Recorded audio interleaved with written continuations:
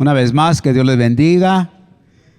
Es un placer, una vez más, hermano, estar aquí para glorificar, exaltar el nombre del Señor, ¿verdad? Y les damos la bienvenida a todos los que están aquí, ¿verdad? Está frío, hay posibilidades de lluvia, pero, hermano, no nos molestan mucho esas cosas, ¿verdad? Venimos en carro, ¿verdad? Gracias a Dios. Platicando con hermanos, decían, hermano, que anteriormente ellos caminaban 1 hora. ¿Quién camina 1 hora en estos días? Ni una cuadra en ocasiones, ¿verdad? Pero es bueno, hermano, aquel que lo puede hacer, pues hacer ejercicio es una cosa importante. Bueno, vamos, hermanos, a leer la palabra del Señor, y dice el versículo 1 del Salmo 84. Dice: cuán preciosos son tus moradas, oh Señor de los ejércitos. Anhela mi alma y aún desea con ansias los atrios del Señor. Mi corazón y mi carne cantan con gozo al Dios vivo. Aún el gorrión ha hallado casa y la golondrina nido para sí donde poner sus polluelos. Tus altares, oh Señor, son Señor de los ejércitos, Rey mío y Dios mío. Cuán bienaventurados son los que moran en tu casa. Continuamente te alaban. Oremos. Padre, una vez más, Señor, aquí estamos en este lugar, este edificio, Señor, donde se congrega tu iglesia, y hace que este lugar, Señor, sea un lugar especial. Señor, y lo especial de todo esto es que tú estás en nuestro medio, Señor, y queremos honrarte, alabarte, glorificarte, exaltarte, agradecidos, Señor, por lo que has hecho en nuestros corazones, por lo que estás haciendo y por lo que vas a hacer. Señor, permite que podamos con toda nuestra mente, con todo nuestro corazón, rendirte a ti alabanzas y adoración, porque tú, Señor, te lo mereces. Bendice, Señor, nuestra vida ahora. Señor, rendimos, Señor, nuestro ser, para que a través de estas alabanzas, Señor, tú vengas y abres a nuestra mente, nuestro corazón. Oramos esto, Señor, todo en el nombre de Jesús. Amén. Muy buenos días, buenas tardes, buenas noches en el horario que nos estás mirando. Mi nombre es Guilla y te damos la bienvenida a nuestra iglesia Esperanza Viva. Bueno, pasamos a los anuncios que son de importancia para ti. Presta atención. Apreciamos mucho todas las donaciones a nuestro closet de la comunidad, pero por el momento no estamos aceptando donaciones hasta nuevo aviso. Te recordamos que escuches nuestro podcast Repaso y Vistazo Semanal. Es un resumen del mensaje pasado y un vistazo del siguiente mensaje. El 21 de febrero comenzarán nuestras clases de estudio bíblico en casa. No te olvides de registrarte en la lista que está en la mesa en el lobby este 21 de febrero. Si ya eres miembro de nuestra iglesia, te invitamos a tomar la clase de Enraizados, que será este 5 de febrero a las 6:30. Esta clase te ayudará a comprender las doctrinas de nuestra iglesia y descubrir los dones que el Señor te ha dado para servir en su obra. El costo del libro, $20. El último día para registrarte será el 29 de enero. En la iglesia Esperanza Viva te animamos a dar los próximos pasos para crecer en tu caminar espiritual. Y esto incluye conectarse a la vida de la iglesia, y queremos formar parte de ese gran crecimiento. En el frente de tus asientos encontrarás códigos QR que te ayudarán a conectarse. Si nos visitas por primera vez, escanea el código QR de bienvenida y llena tu información para conectarse contigo. Si estás listo para servir, escanea servir para que un líder se ponga en contacto contigo. Si quieres soportar financieramente nuestra iglesia, hay diferentes formas fáciles de hacer. escanea QR enfrente de tu silla y diga dar. O deja tu ofrenda en las cajas negras ubicadas en la parte trasera del santuario. Gracias por formar parte de nuestra iglesia Esperanza Viva. Que tengas una bendecida semana y ahora preparando tu corazón para escuchar palabra de Dios con nuestro pastor Carlos Briceño. Hasta pronto. Bye. Qué mejor lugar que estar en la casa de Dios.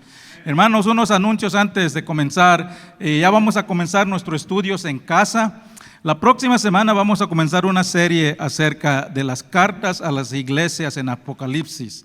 Y escogimos esa serie porque estamos en un punto en la iglesia que estamos evaluando quiénes somos, qué es lo que Dios quiere que somos, preguntando qué iglesia Dios quiere que seamos. Y en compartiendo con eso, en los mensajes del domingo vamos a comenzar un estudio de 6 semanas titulado Somos la Iglesia. Y son esos estudios que hacemos en casa, así que les pedimos que se apunten al final. Allá afuera están las hojas, lo estamos haciendo, hay una clase en la mañana y hay unos en la noche. Todavía no hemos asignado los días, pero se apuntan para poder ya empezar a asignar las clases. Y hermanos, gracias a todos que han estado orando. He estado viajando las últimas 2 semanas fuera del país por mi trabajo. Y les he dicho siempre, hermanos, esta obra aquí que está pasando, Dios se está bendiciendo mucho.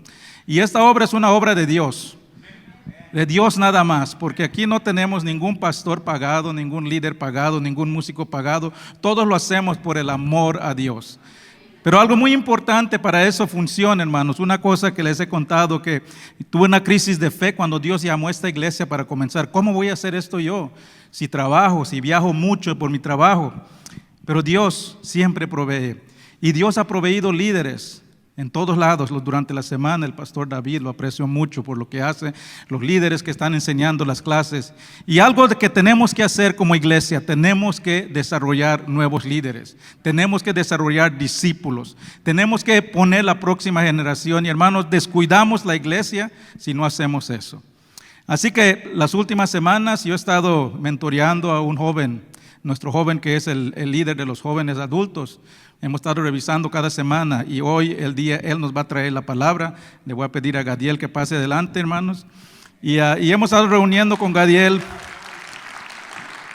ya por muchas semanas, revisando su mensaje, masajeando su mensaje. Y denle la bienvenida, hermanos, que es un joven de Dios y necesitamos apoyar a estos jóvenes.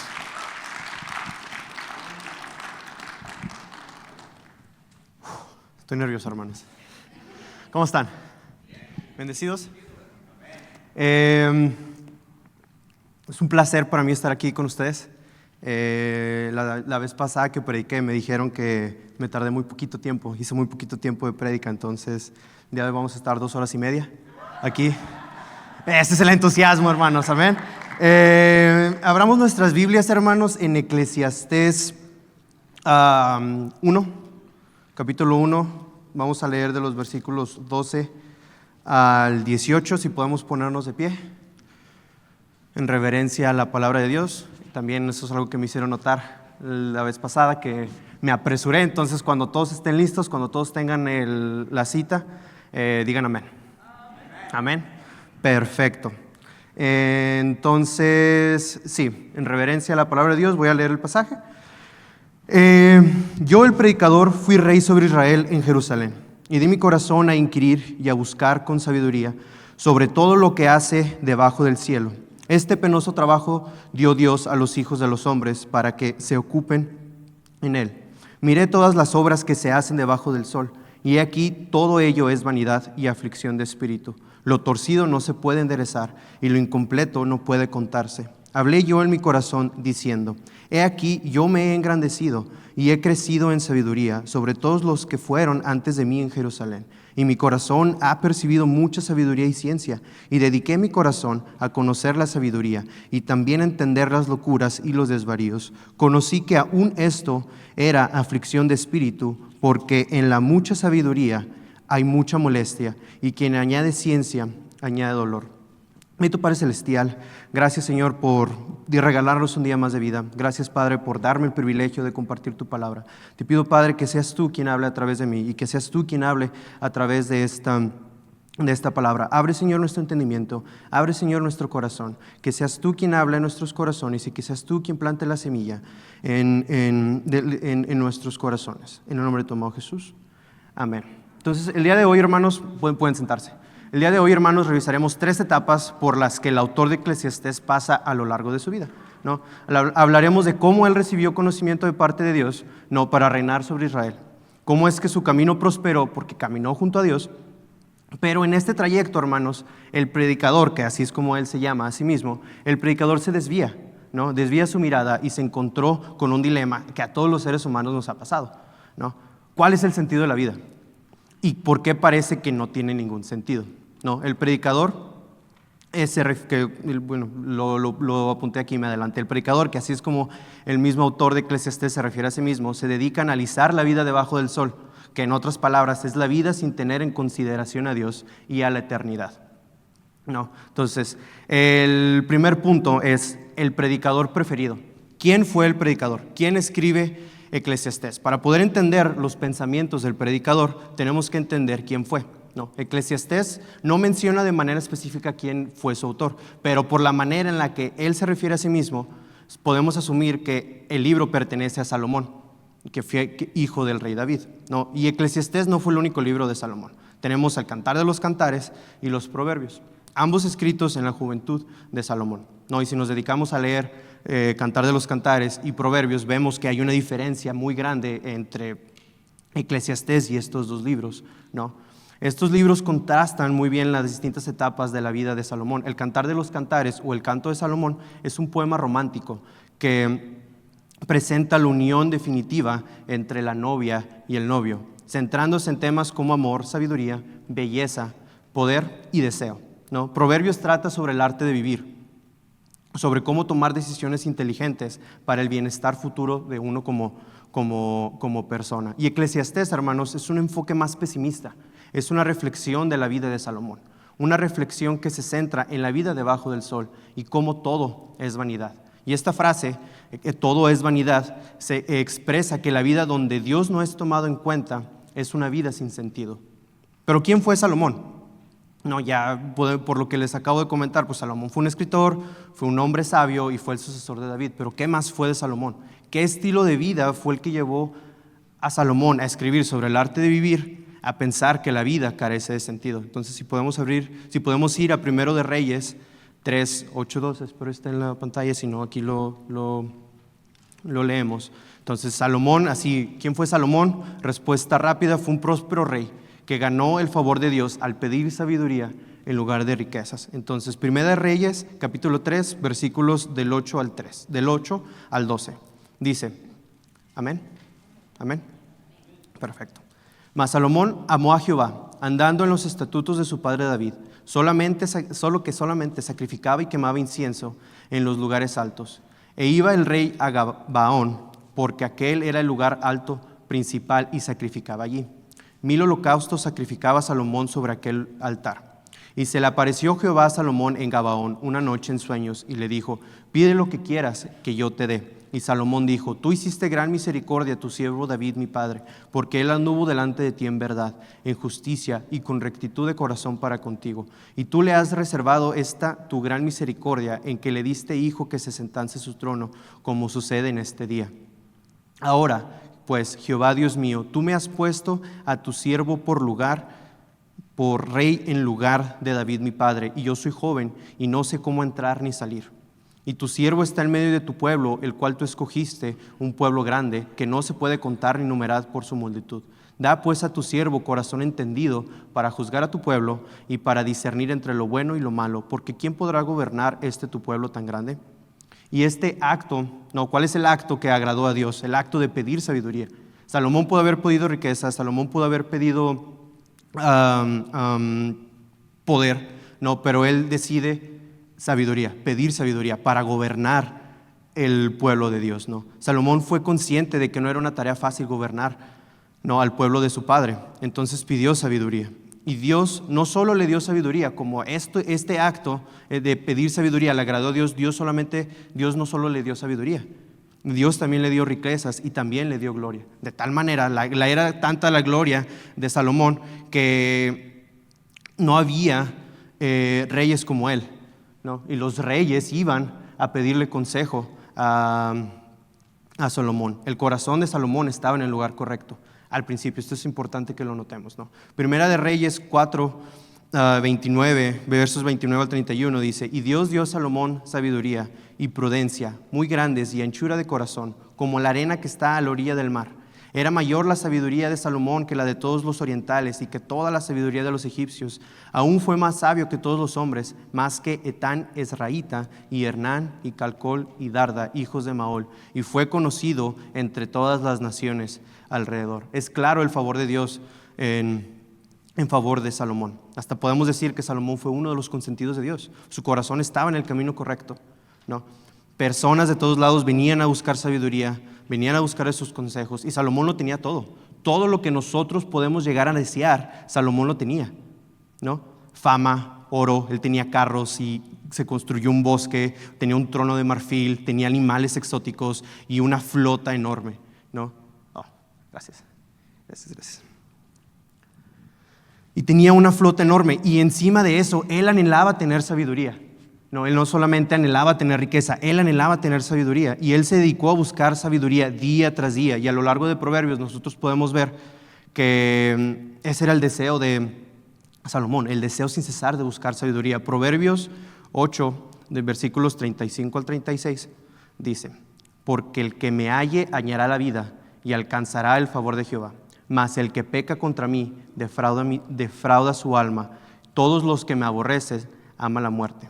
En este proverbio Salomón se refiere a la sabiduría como una manera de encontrar el favor de Dios. Salomón entendió que la manera en la que uno encuentra ese favor, Salomón entendió la manera en la que uno encuentra el favor de Dios es por medio de la sabiduría, ¿no? Meditando en la sabiduría, ¿no? Entonces él iba por buen camino, pero si él lo tenía todo, una buena relación con Dios, riquezas que solo nosotros podemos imaginarnos, ¿por qué pasamos de estos proverbios que exaltan a Jehová y lo incluyen como la fuente de sabiduría a un monólogo pesimista donde todo lo que hacemos en la tierra es como si viviéramos persiguiendo el viento, ¿no? Fue en tanto el anhelo de Salomón por buscar sabiduría que en un momento de su vida él dejó de anhelar la sabiduría de Dios y empezó a anhelar la sabiduría del mundo. Nos vemos en los versículos que leemos que mi corazón ha percibido mucha sabiduría y ciencia. Él encontró lo que estaba buscando, ¿no? Y ojo, no estoy diciendo que este enfoque sea un enfoque malo,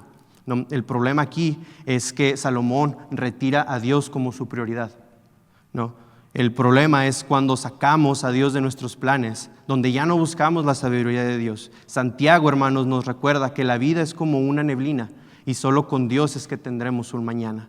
Así que en todos nuestros planes debemos de tener en cuenta que solo serán posibles si Dios lo permite, ¿no? Debemos siempre, hermanos, buscar en todo lo que hacemos a Dios. Debemos de todo lo que hacemos buscar sabiduría, pero no cualquier sabiduría, la sabiduría, hermanos, de Dios, ¿no? Entonces Salomón, en su propio entendimiento, quita a Dios de la ecuación y le dice a su corazón que hay que encontrar sabiduría, pero ¿qué pasa? Ve que todo es aflicción de espíritu, como lo leemos en los versículos 13 y 14, ¿no? Entonces Salomón se encuentra confundido, pues se encuentra la sabiduría y en lugar de darle más sentido a su vida, en lugar de darle sentido a su vida, lo que encuentra es que todo es vanidad. Y esto nos lleva, hermanos, a la segunda etapa del predicador, al segundo pensamiento del predicador, que el segundo punto es el predicador soberbio, el predicador que piensa que sin Dios va a encontrar el sentido, ¿no? Y no me refiero a esto por decir que sin Dios, que el predicador no reconocía la existencia de Dios. Él sabía que Dios existía, pero su corazón estaba desviado de la mirada de Dios. Él desvió su mirada de lo eterno y buscó el sentido en las cosas temporales, en las cosas terrenales. Entonces vamos a volver a leer los versículos 16, del versículo 16 al 17, y dice: hablé yo en mi corazón diciendo, he aquí yo me he engrandecido y he crecido en sabiduría sobre todos los que fueron antes de mí en Jerusalén. Y mi corazón ha percibido mucha sabiduría y ciencia, y dediqué mi corazón a conocer la sabiduría y también a entender las locuras y los desvaríos. Conocí que aún esto era aflicción de espíritu, porque en la mucha sabiduría hay mucha molestia, y quien añade ciencia añade dolor. Entonces, como ya lo había mencionado, aquí está el primer error de Salomón. Quiere darle a las cosas temporales lo que por defecto le corresponde a Dios.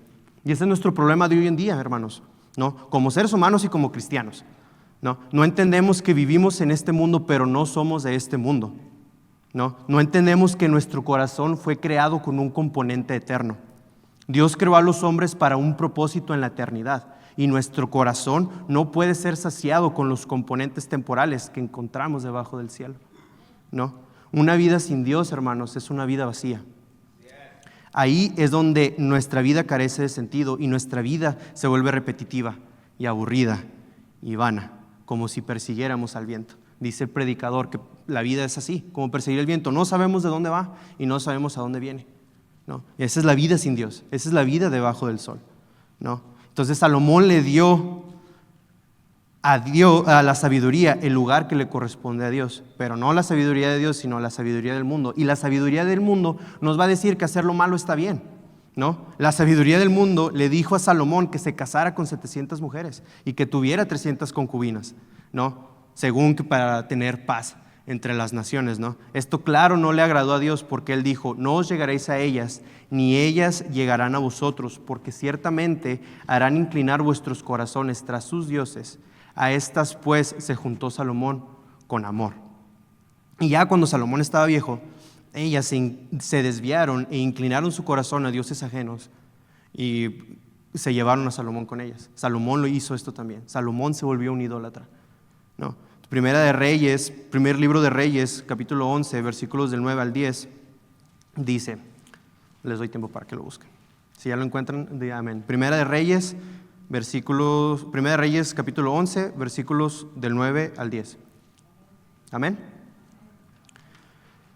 Y se enojó Jehová contra Salomón, por cuanto su corazón se había apartado de Jehová, Dios de Israel, que se le había aparecido 2 veces, y le había mandado acerca de eso, que no siguiere a dioses ajenos, mas él no guardó lo que le mandó Jehová.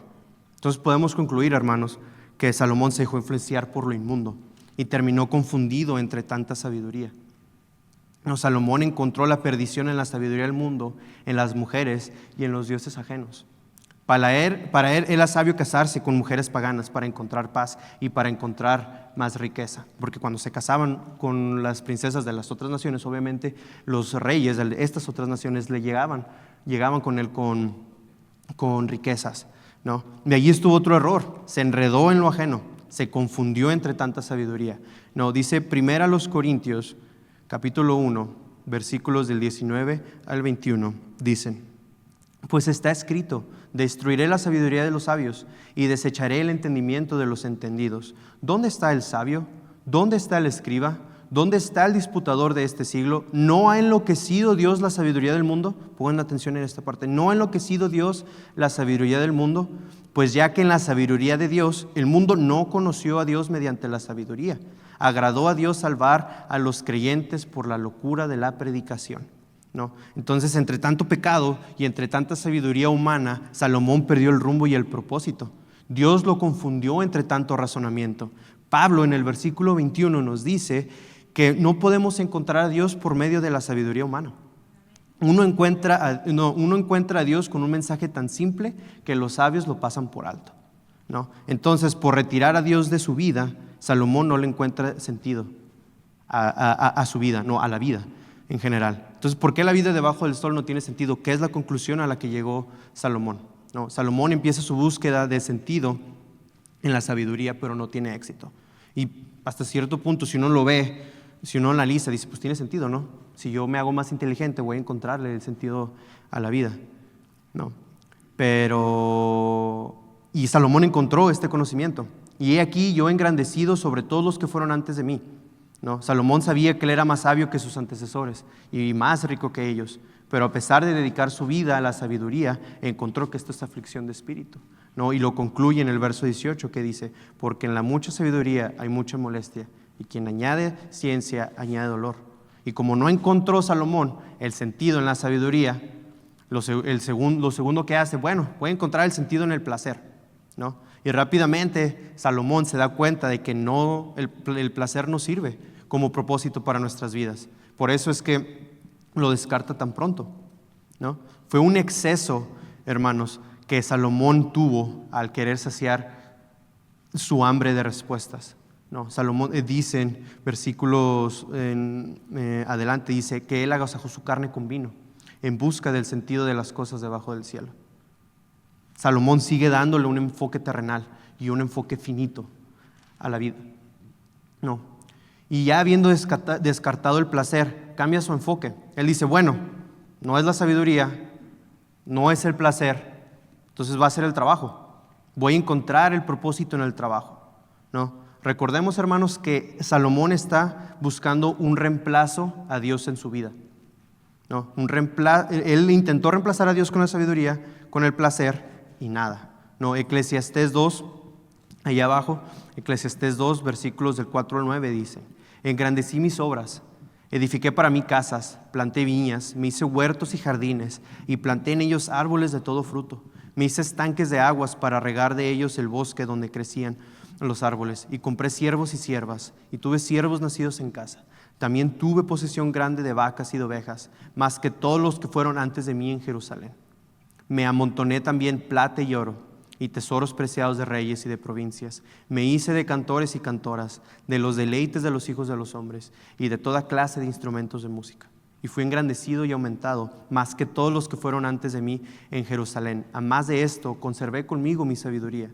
No negué a mis ojos ninguna cosa que desearan, ni aparté mi corazón alguno, porque mi corazón gozó de todo mi trabajo. Y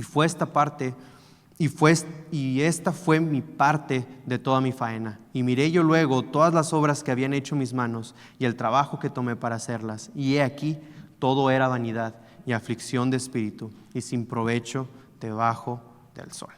¿No? Salomón le dio a su corazón todo lo que deseó. ¿No? ¿Quién no desea aquí, hermanos, darle todo a su corazón? Levante la mano. Yo lo deseo.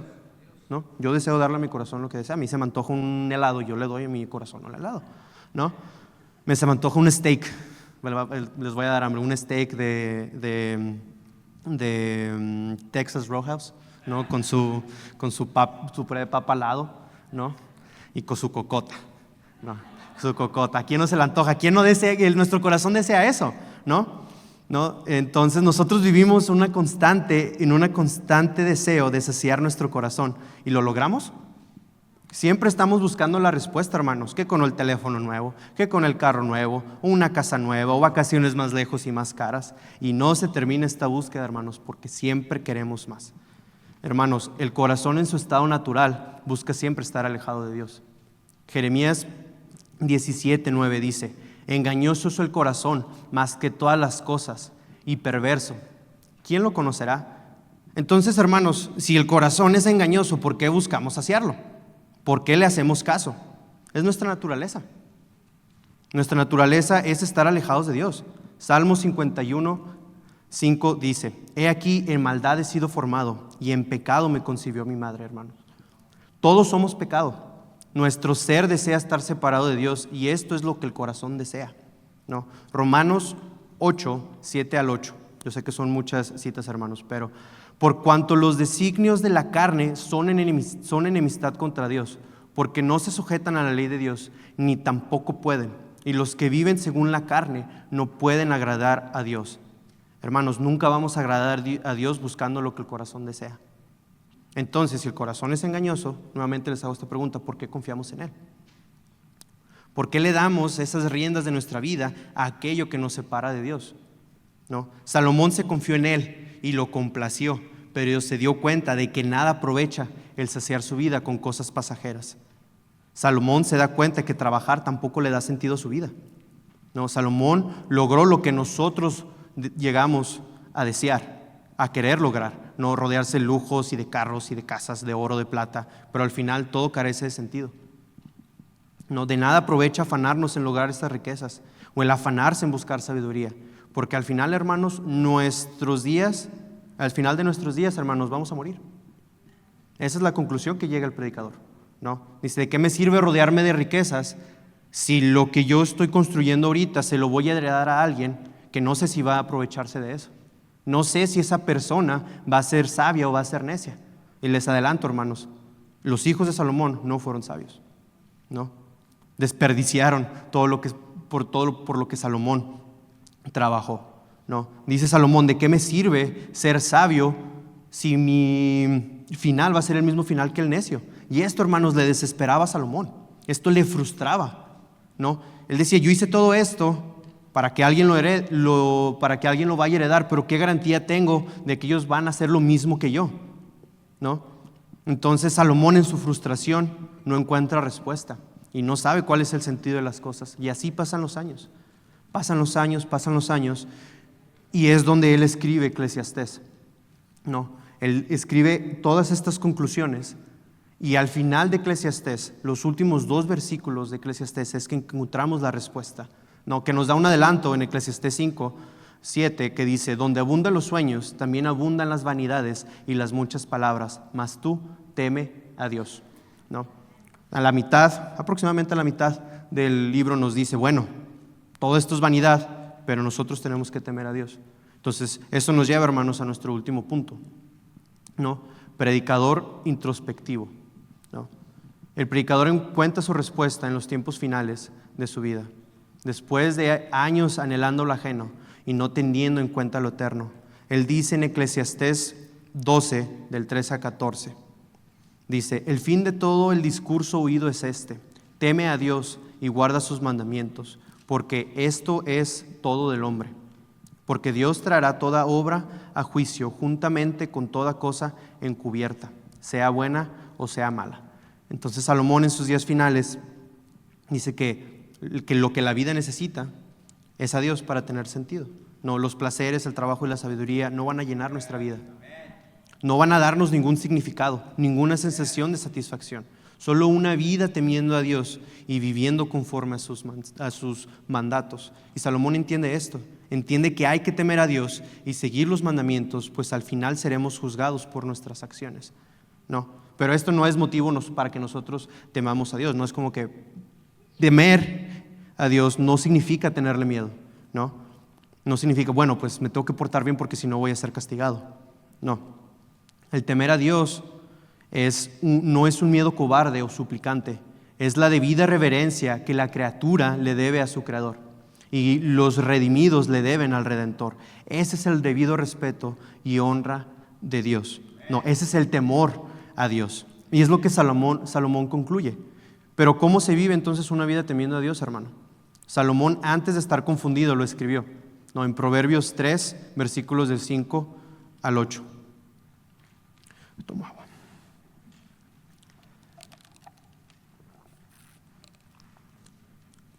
Dice, fíate de Jehová de todo tu corazón y no te apoyes en tu propia prudencia. Reconócelo en todos tus caminos y Él enderezará tus veredas. No seas sabio en tu propia opinión. Teme a Jehová y apártate del mal, porque será medicina a tu cuerpo y refrigerio para tus huesos. Hermanos, una vida dependiente de Cristo es una vida con propósito. El Señor sabe qué es lo que es mejor para nosotros. Nuestro corazón no lo sabe, nuestra propia sabiduría no lo sabe. Ya vimos lo que pasó con Salomón, hermanos, cuando se apoyó en su propia sabiduría. Perdió el rumbo. Salomón estaba vacío, ¿no? Una vida con un propósito en Cristo, hermanos, incluye apartarnos del mal. Es necesario, hermanos, acordarnos de cuál es el camino recto y estrecho, porque es más fácil seguir al corazón y andar por el camino ancho. Mateo 7, versículos del 13 al 14 dice, entrad por la puerta estrecha, porque ancha es la puerta y espacioso el camino que lleva a la perdición. Y muchos son los que entran por ella, porque estrecha es la puerta y angosto el camino que lleva a la vida, y pocos son los que la hallan. Cristo nos advierte, hermanos, que el camino no va a ser fácil y va en contra de nuestra naturaleza, en contra de nuestra sabiduría, en contra del mundo. Hay que escoger la puerta estrecha, hermanos, porque la puerta ancha nos da un pase directo al infierno. Y la eternidad, hermanos, es mucho tiempo para pasarlo ahí. No va a ser fácil. Y cuanto más cerca estemos de Cristo, más ataques vamos a recibir, más débiles nos vamos a sentir, no, más sucios nos vamos a sentir, no, nos vamos a sentir derrotados y que no podemos. No, pero hay aquí 2 versos que el apóstol Pablo escribe, que siempre que me siento derrotado, voy a ellos y me dan esperanza, ¿no? Segunda a los Corintios, capítulo 12, versículos del 9 al 10, dice, y me ha dicho, bástate mi gracia, porque mi poder se perfecciona en la debilidad. Por tanto, de buena gana me gloriaré más en mis debilidades para que repose sobre mí el poder de Cristo.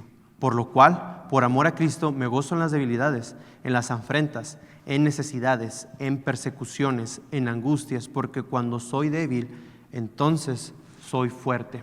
¿Se acuerdan, hermanos, de Proverbios 3, que dice que tenemos que confiar en el Señor?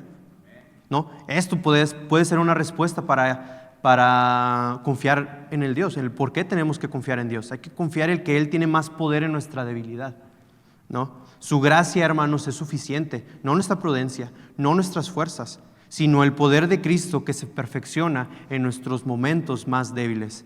Hay que entregarle ese lugar de rescatista a Cristo, ¿no? En estos momentos difíciles. Es más fácil, hermanos, voltear a nuestro corazón y decir, bueno, ¿qué es lo que te va a saciar? ¿Qué es lo que te va a hacer sentir bien ahorita que estás débil? ¿No? Bueno, ¿qué tiene de malo una cerveza? Es lo que el cuerpo necesita, ¿no? O qué tal si veo algo que no debo para relajarme un rato, o mejor un cigarro, o mejor mi telenovela favorita, o a lo mejor me refugio en el trabajo, o quizás en el gimnasio, ¿no? ¿Por qué nos afanamos, hermanos, el darle el lugar que le corresponde a Dios a nuestros deseos? No, seamos hombres, hermanos, y mujeres de valor, y entreguemos nuestras debilidades a Cristo. Se requiere fortaleza, hermanos, y coraje, ¿no? El decirle no a la carne y seguir el camino estrecho, porque al final, hermanos, seremos bienaventurados. Vamos a ser recompensados. Me gustaría, hermanos, concluir con esto, mi salmo favorito, Salmo 1, los primeros 3 versículos. Dice, bienaventurado el varón que no anduvo en consejo de malos, ni estuvo en camino de pecadores, ni en silla de escarnecedores se ha sentado, sino que en la ley de Jehová está su delicia, y en su ley medita de día y de noche. Será como árbol plantado junto a corrientes de aguas, que da su fruto a su tiempo, y su hoja no cae, y todo lo que hace prosperará. ¿Quién no quiere ser como el árbol plantado, hermanos? ¿Quién no desea estar que todo lo que hagamos sea prosperado? ¿No? Entonces hay que entonces ser discípulos en acción, ¿no? Ese es el precio, ¿no? Todos hemos hecho lo malo delante de Dios, hermanos. No hay nadie aquí que diga, yo no he hecho nada malo, yo no he pecado. Todos hemos hecho lo malo delante de Dios, pero el cambio empieza en nuestras acciones. Tenemos que cambiar nuestras acciones. Tenemos que ser intencionales en nuestro caminar con Dios, hermanos, ¿no? Tomemos el control de nuestras vidas y vivamos una vida con propósito. Encontremos deleite, encontremos placer en la ley de Dios, ¿no? Una vida temiendo a Dios y guardando sus estatutos es de hombres, hermanos, y de mujeres de valor, el renunciar a nuestra naturaleza y el seguir a Cristo. Gracias.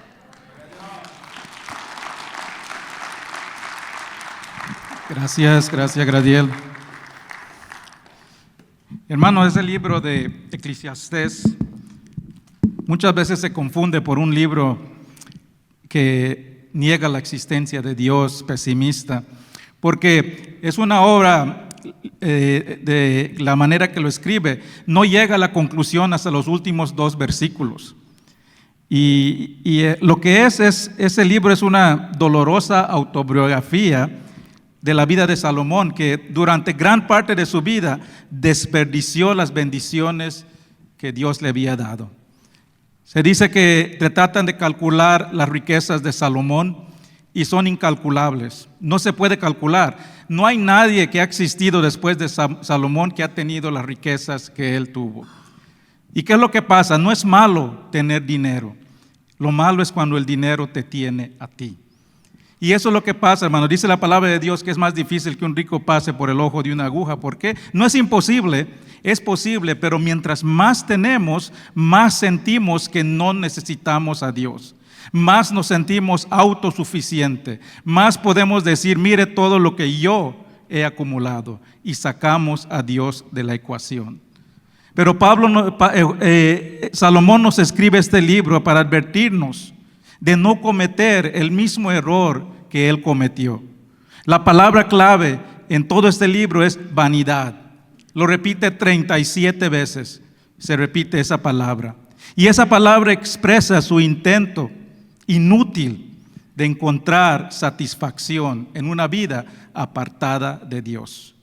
Hermanos, podemos buscar todo lo que queramos, saciar todas las necesidades de la carne, los deseos, pero nada va a saciar el alma, porque no podemos encontrar la satisfacción apartados de Dios. Y quiero repetir Eclesiastés 12:13, que ahí resume todo el libro. Dice: teme a Dios y guarda sus mandamientos, porque esto es todo del hombre.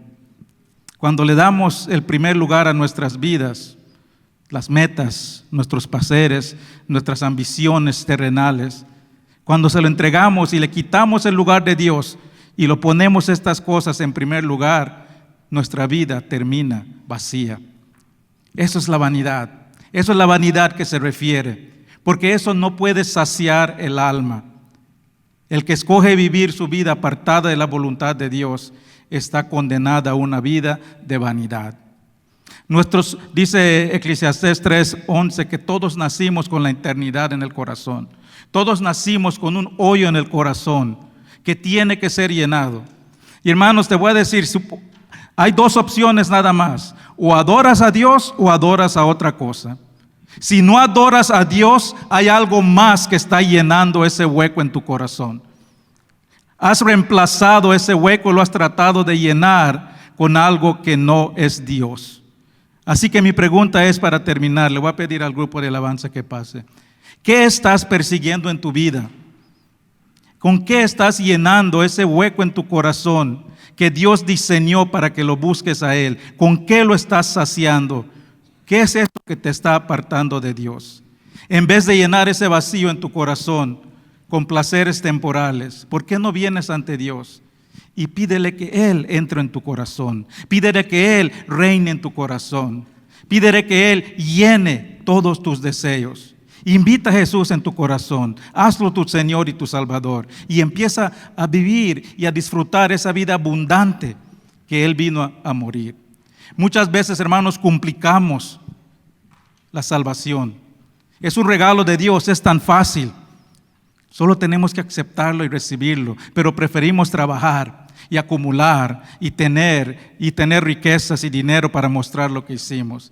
Pero simplemente es una invitación que tienes que recibir. Y Dios entra en tu corazón, reina tu corazón, llena ese hueco que Dios creó para que lo busques a Él y lo adores como el único digno de adoración. Así que, hermanos, no esperemos hasta el final de nuestras vidas, cuando solo puedes mirar atrás y lamentar lo que pudiste haber vivido por Dios. Hoy es el día de salvación, dice la palabra de Dios. Pongámonos de pie y vamos a orar. Si Dios te ha hablado el día de hoy, si tienes algo en tu vida, algo que está estorbando esa relación con Dios, si tienes aquello que te está trayendo y te está quitando ese hueco que tienes para Dios en tu corazón, entrégaselo hoy. Tráelo en su altar. Si necesitas oración, si necesitas a alguien descargar una carga, van a haber personas aquí enfrente que pueden orar por ti. Padre Celestial, te damos gracias, Señor, por tu palabra. Te damos gracias, Padre, por esta advertencia que nos das a través de este libro de Salomón.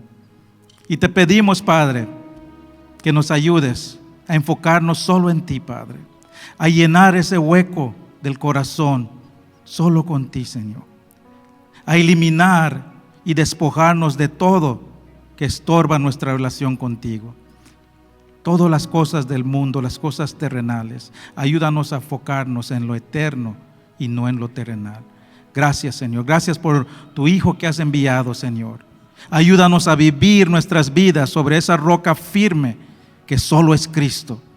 Ayúdanos, Padre, de no tomar las bendiciones que nos das y convertirlos en nuestros dioses, sino que enfocarnos solo en ti.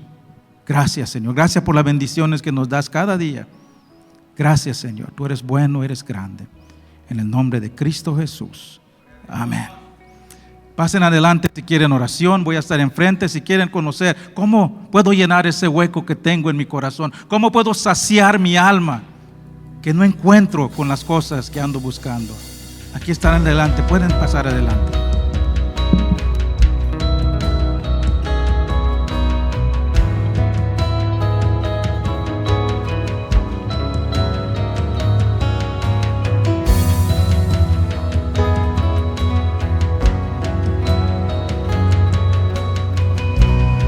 Esperanza está en Jesús,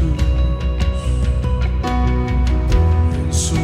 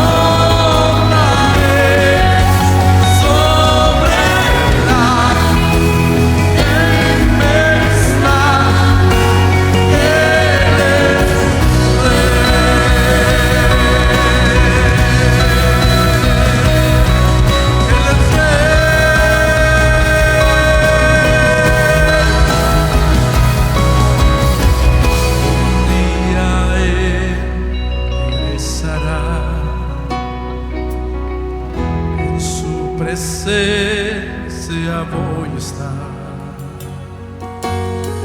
sin manchar vendré, justificado por la fe.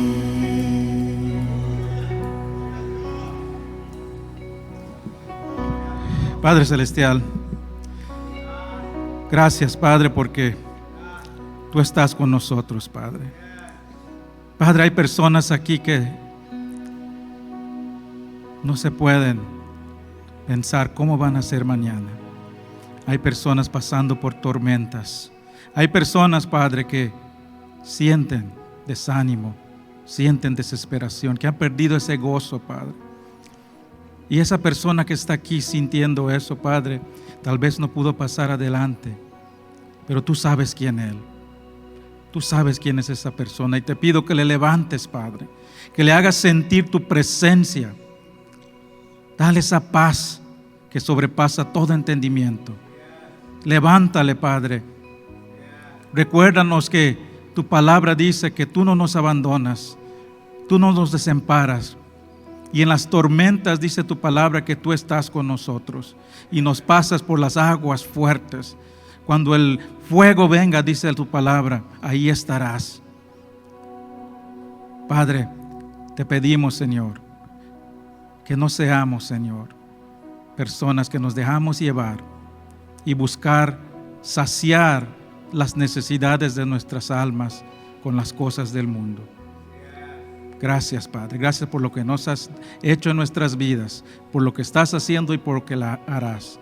Porque confiamos, Padre, que Tu palabra dice que todo lo que pasa es para el bien del que te ama, según Tus propósitos. Y nosotros te amamos, Padre.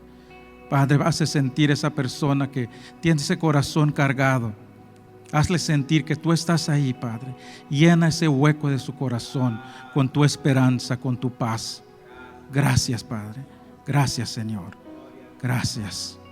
Gracias, Padre, te damos. En el nombre de Tu Hijo Jesús. Amén. Amén. Amén, amén. Muchas gracias, hermanos, por acompañarnos. Gracias, Gadiel, por la palabra que nos trajo el día de hoy. La próxima semana, hermanos, comenzamos una nueva serie en los 3 capítulos de Apocalipsis. Así que si quieren ya ir preparando el primer capítulo de Apocalipsis, vamos a cubrir la otra semana. Vamos a hablar de esa primera visión que tiene Juan. Así que, hermanos, vamos a cantar un canto más. ¿Qué vamos a cantar, hermanos? ¿Cómo? Toma mi vida, hermano. A ver, ¿quién trajo sus manos? Usémoslos para alabar a nuestro Dios.